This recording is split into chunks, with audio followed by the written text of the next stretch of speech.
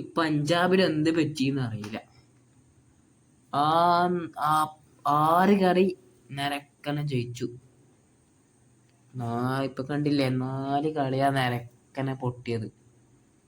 ഈ പഞ്ചാബിൽ ശരിക്കും എന്താ പറ്റിയത്? സിയാസ് അയ്യരെ കളി മറന്നുപോയാ? എന്താ പറ്റിയെന്ന് അറിയില്ല.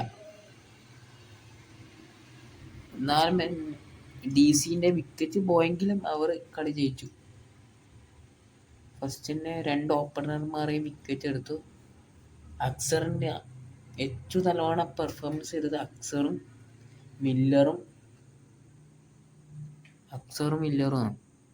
പിന്നെ ബാക്കിയുള്ള അതിന് ശേഷമുള്ള 2-3 താരം നല്ല പെർഫോമൻസും ചെയ്തു.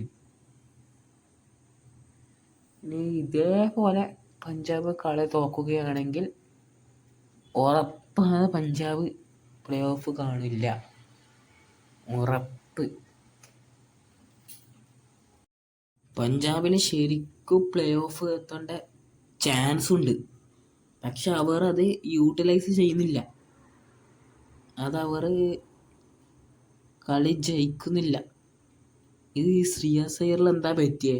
6 കളി നിരക്കനെ ജയിച്ചിട്ട് ബാക്കിയുള്ള കളിയെല്ലാം പൊട്ടല്. അത് എനിക്കത് മനസ്സിലാകാത്തത്. കളി മറന്നോന്നാണ് എനിക്ക് ഡൗട്ട്. സത്യം പറയാലോ, ഞാൻ അക്സറിന്റെ കളി എന്തായാലും ശരിക്കും ഞാൻ കാണും. ഇതുവരെ ഞാൻ അക്സറിന്റെ കളി ഞാൻ കണ്ടിട്ടില്ല. ഇന്നലെ ശരിക്കും ബാറ്റ് കൊണ്ടുള്ള പെർഫോമൻസ് കാണും. ഇന്നും അക്സറിന്റെ ഇതേ പെർഫോമൻസ് വേണം. ഈ പഞ്ചാബിന് എന്താ പറ്റിയത്? പഞ്ചാബ് DC പേരെ തന്നെയും തോന്നുന്നു 263 264 ചേസ് ചെയ്ത് ജയിച്ചവരാണ്. ഇന്ന് കളി പൊട്ടിയത്. ഇന്നലെ സോറി, ക്ഷമിക്കണം. താങ്ക്സ്. ഈ വീഡിയോ കണ്ട എല്ലാവർക്കും നന്ദി അറിയിക്കുന്നു. നമ്മുടെ ചാനൽ സബ്സ്ക്രൈബ് ചെയ്യുക.